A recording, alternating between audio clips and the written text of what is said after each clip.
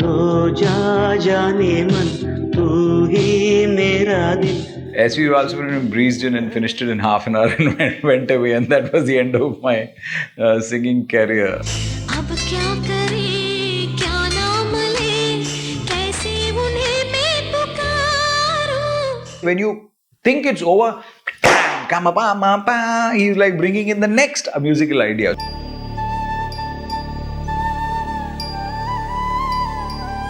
The city was burning. What people would have done. But what he picked was the emotion of the mother searching for the child.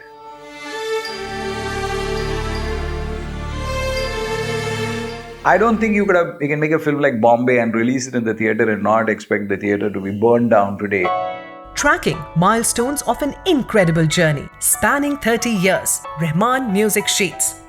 Hi friends! In this episode, how about a twist in the tale? It's there for you all, so do watch the episode till the end and capture the moment of the day. After collaborating with Rahman on many advertising films, Rajiv Menon refused the lead role in Roja. It finally went to Arvind Swamy. Destiny tried once more to get Rajiv Menon on board Roja, this time as a singer. But that too was not to be.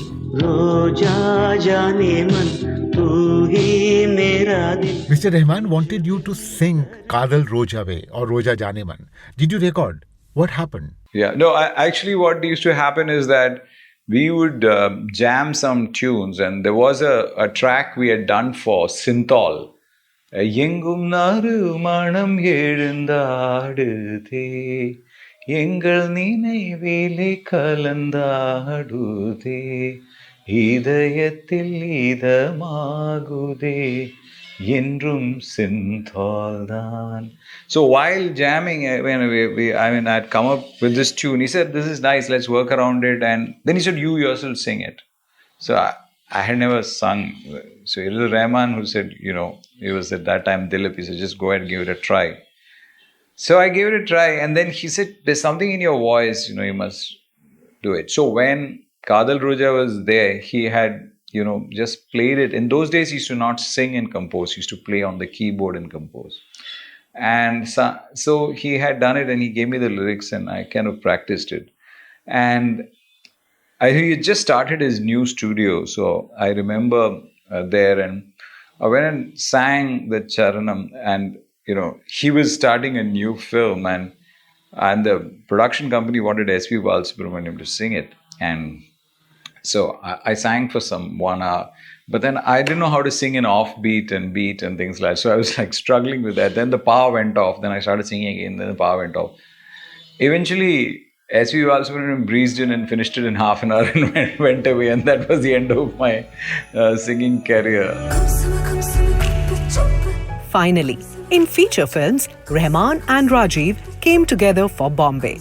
Bombay became a challenge for both. Rahman had to interpret, musically provide soul to Rajiv's stunning visuals. And Rajiv had to visually justify Rahman's music and sound.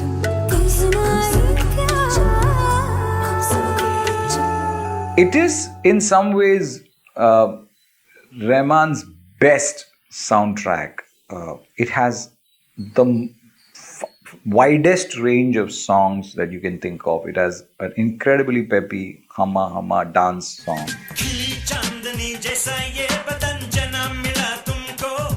It has a Kuchi Kuchi Rakma.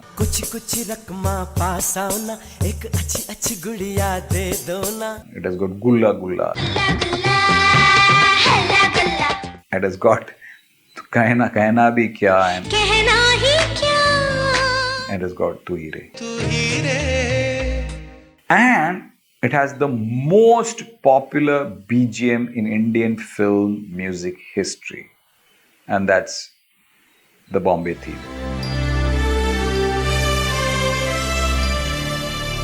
So it's probably Mani Ratnam at its height and Rahman at its height, and coming at that time where a synthesis of all these musical ideas, and both Islamic Hindu, Western classical music, and contemporary. All of it was happening in the music, and the film was also that. So it is in some ways a timeless film, and we recently color graded the film for digital, and the music and the visuals and the film are still holding strong after so many years.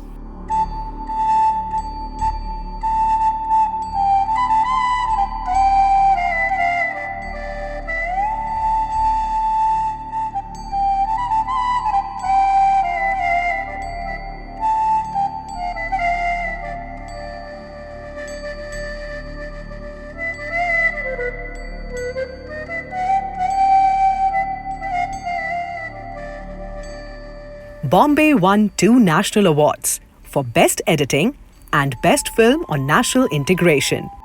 It also won 2 Filmfare Critics Awards for Best Film and Best Actress trophy for Manisha Koirala. Released in 1995, Bombay finds its axis in the communal riots of 1993, in the immediate aftermath of Babri Masjid demolition. Featuring inter-religious relations, the film had a multi-level socio-political narrative. Yet, it also became a mesmerizing musical journey that lingers with the audience for a long time to come. If you are looking at a melody like Kehna bhi kya ye nainik anjaan re re re. See, it's not a short melody, it's a very long melody. And then he would repeat it. Da ra ri ra ra ri re ra ri re di ri ra ri ra ra ri re ra. After that, da ra ri re ra ra ri re ta ra ra ri ra ra ri re. When you think it's over, he's like bringing in the next musical idea. So and there is longing, there is Hindustani music, there is Qawwali, there is Mapla music from Kerala, and so many things were in his musical lexicon, which was not there in other people's lexicon. That's what made him different. While shooting Tuhire, I think you had an incomplete song. There were no BGM, no interludes.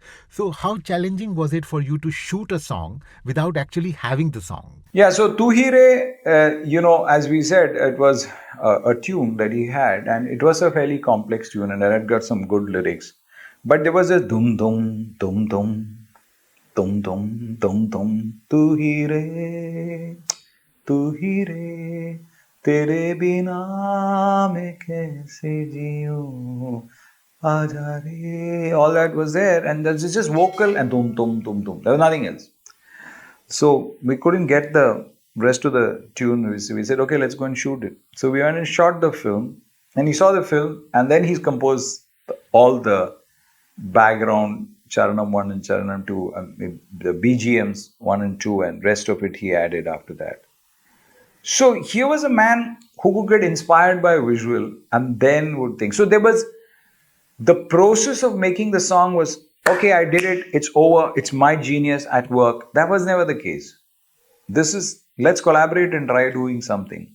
And that humility, that artistic humility, and that the filmmakers are coming with ideas and I'm collaborating with them, that the musician is coming with some skill and I'm collaborating with them. The singer is coming with a certain voice and I'm collaborating with them. And that's what makes the single biggest difference of A.R. Rahman with others. Others had musical knowledge, they had skill, but they had arrogance and ego. Rahman has musical, what I call modesty. And that allowed him to collaborate. While watching Tuhire for the very first time, when we see Manisha Koirala's character losing her burqa, so there was a very uneasy moment for me.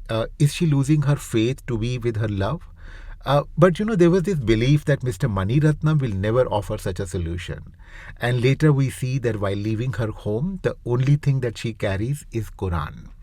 So this nuanced imagery, was it a part of screenplay, or how challenging was it to maintain the secular character of the narrative? see, we didn't have any props in that set. It was just a fort wall. And since that location was shown to me by one of my father's friends who was a commodore in the Indian Navy, long after my father died, somehow this navy of my father was there. And I insisted on asking for this prop of this giant anchor. And so when she was running it, what if it got caught and it just came off? So it was just an idea. We thought that we are going to get stuck with one costume throughout. And there was this beautiful blue dress which will sort of come out. So you start in the black and then, you will see the dress. It was not with the idea of thing. It was just the boredom of one dress becoming. We didn't have any dance master. We didn't have anybody. We were just planning things and shooting it the way we felt it was. And the point is, the entire film, like Bombay today, cannot be made. It would be so because the situation in India is so volatile as far as, and people will take up positions which are so strong, and religion has become such a big issue. I don't think you can make a film like Bombay and release it in the theater and not expect the theater to be burned down today. In 25, 30 years time, India has become less tolerant, and that film's message was completely different. It was about how two people can come, live, and they don't have to give up their religious faith. They can still love each another, and they're going through a secular civil marriage, and nobody's losing their faith, and they are calling their children Kamal and Kabir, and so when she's going there, it's not that she's leaving her faith behind. She's taking the Quran with her.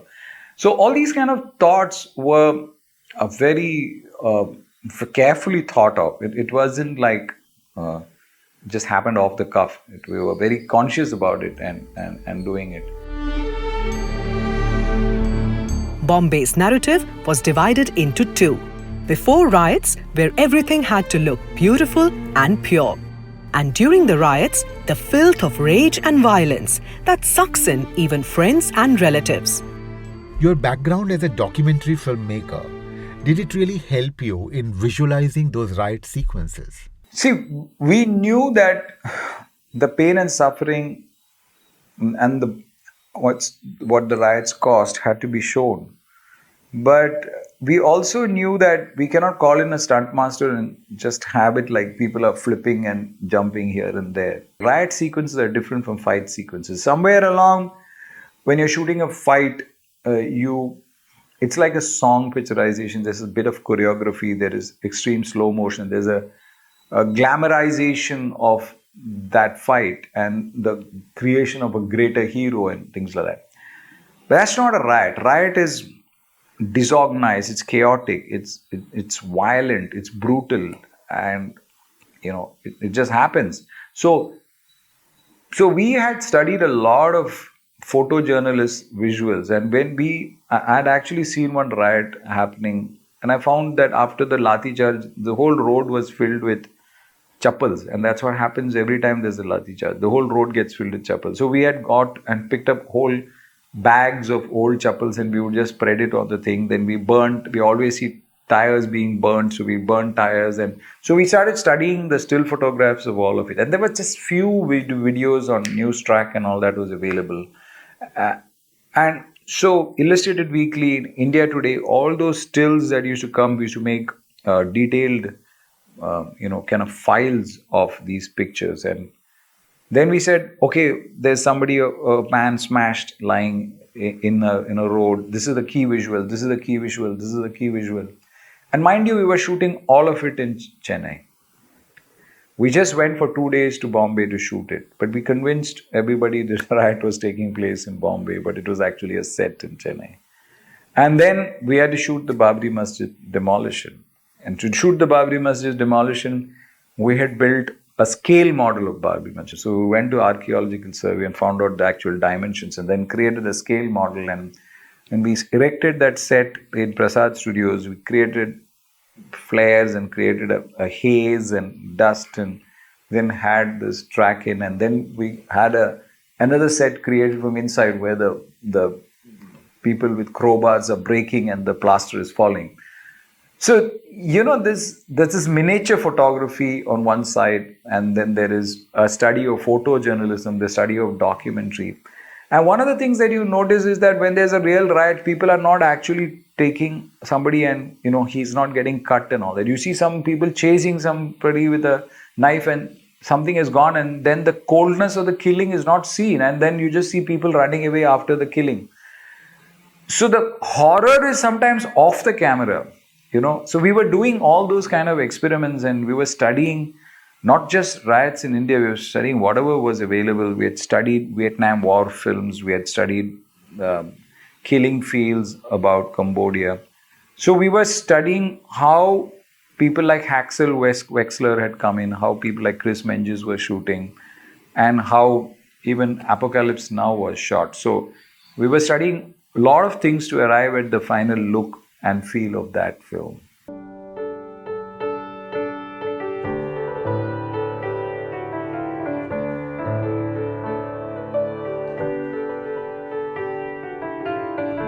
Rahman's music for riot sequences became Bombay's theme and eventually Rahman's introduction to the world.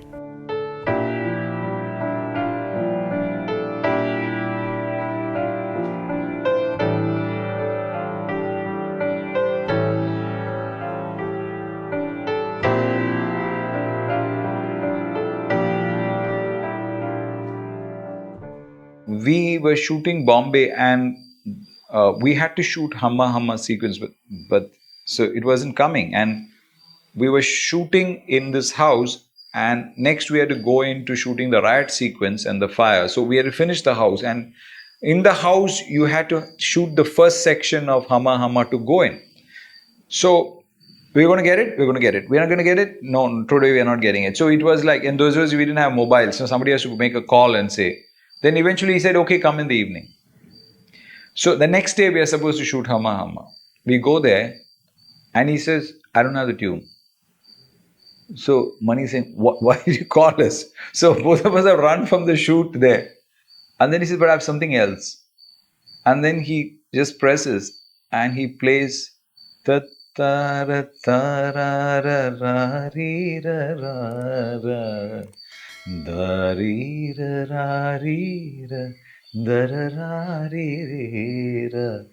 Bombay's theme, and tears started rolling out of my eyes, and Mani is saying that, what have you done, Rahman? I come here to fire you and you're making me cry with this song, and what is this? He says, I don't know. I just got this tune. So he scored the entire thing for 3 days, unable to do Hamma Hamma. But what he did is create the background score for the main theme. And what people would have done is the city was burning. What people would have done. But what he picked was the emotion of the mother searching for the child. So it was essentially a lullaby, and that lullaby was so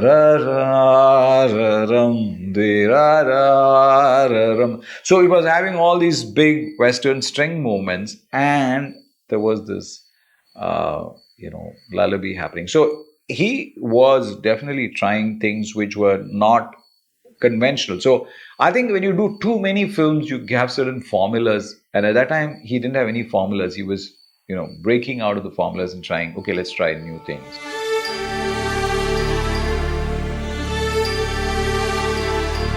After Bombay, Rajiv Menon shot Guru and Karal, both Mani Ratnam films. Music for both was composed by A.R. Rahman. With untold, unheard stories behind the music of these films, Rajiv Menon will continue on our next episode. Stay with us. And now the twist. What makes the single biggest difference of A.R. Rahman with others? Others had musical knowledge, they had skill, but they had arrogance and ego. Rahman has musical, what I call modesty. Do you agree that this indeed was the moment of the day? Is your choice different? Whatever your mind says, write it in the comments section below. We will be waiting. जागे है तेरे तक हमें Subscribe to our YouTube channel, press the bell icon and stay entertained.